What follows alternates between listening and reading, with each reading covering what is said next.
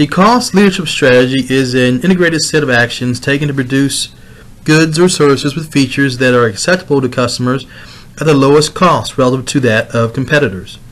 Firms that choose a cost leadership strategy generally offer relatively standardized products with characteristics or features that typical customers accept at the lowest competitive price. Firms that wish to be successful while following a cost leadership strategy must maintain constant efforts aimed at lowering costs relative to its rival costs and creating value for customers. Cost reduction strategies can include building efficient scale facilities, establishing tight control of production and overhead costs, minimizing the costs of sales, product research and development and service, investing in state-of-the-art manufacturing technologies. Implementing and maintaining a cost leadership strategy means that a firm must consider its value chain of primary and secondary activities and effectively link those activities if it is to be successful. As primary activities, inbound logistics and outbound logistics often account for much of the total cost to produce some goods and services. Research suggests that a competitive advantage in logistics creates more value with cost leadership strategies than with differentiation strategies, prompting cost leaders to focus on these primary activities. Cost leaders also carefully examine all support activities to find additional sources of potential cost reductions. Figure 4.2 points out that the critical focus in successfully implementing a cost leadership strategy is on efficiency and cost reduction throughout the value delivery system. As suggested in Figure 4.2, the firm's focus throughout each of its value chain activities and support functions is on the following: simplification of processes and procedures, achieving efficiency and effectiveness, reducing costs, monitoring costs of activities provided by others that interface with the firm's inbound or outbound logistics. A firm that successfully implements a cost leadership strategy can earn above average returns even when the five competitive forces are strong. So let's look at those. One is rivalry with existing competitors. Achieving the lowest cost position means that a firm's rivals will hesitate to compete based on price because in a price war, the low-cost firm will still earn profits even after its competitors compete away all profits. Having the low-cost position is a valuable defense against rivals. For example, Walmart controls and reduces costs so well that rivals cannot compete against it based on price. To build its cost position, the discount retailer achieves strict cost control in several ways.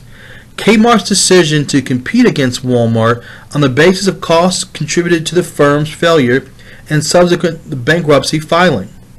Its inferior distribution system, an inefficient and high-cost system compared to Walmart's, is one of the factors that prevented Kmart from having a competitive cost structure relative to Walmart. Bargaining power buyers. Achieving the low-cost position provides some protection against powerful customers who attempt to drive down prices. If customers attempt to drive prices below the cost of the next most efficient firm, that firm might choose to exit the market rather than remain and earn below average profits, leaving the low-cost firm with a monopoly position. If that happens, customers would lose any bargaining power as the monopoly firm would be in a position to raise prices. Bargaining power of suppliers. Because they have achieved the lowest cost position in the industry, the cost leadership strategy enables a firm to absorb a great amount of cost increases from powerful suppliers before it must raise prices charged to customers. This may enable the firm to be alone among its competitors in earning above average returns.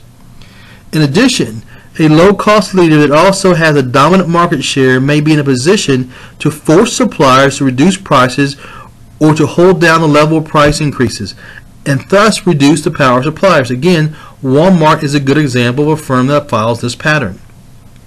Potential entrants. Firms successfully following cost leadership strategies generally must produce and sell in large volumes to earn above average returns.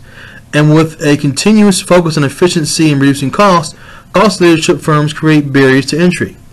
New entrants must either enter the industry at a larger scale, large enough to achieve the same economies of scale as the next lowest cost firm, or be satisfied with average profits until they move sufficiently far down the experience curve to match the efficiency of the low-cost leader.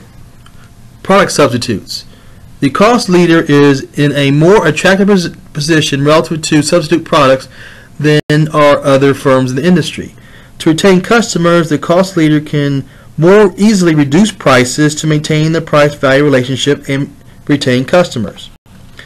Competitiveness of the cost leadership strategy are a couple ones. One, technology innovations by competitors could eliminate the cost leader's cost advantage. Two, overly focusing on process efficiency may cause the cost leader to overlook needed differentiation features.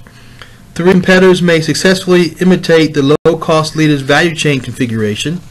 In the event of any of the above, the low-cost leader is challenged to increase value to customers. This may mean reducing prices or adding product features without raising prices. However, if prices are reduced too low, it may be difficult for the firm to earn satisfactory margins, and customers may resist any price increases.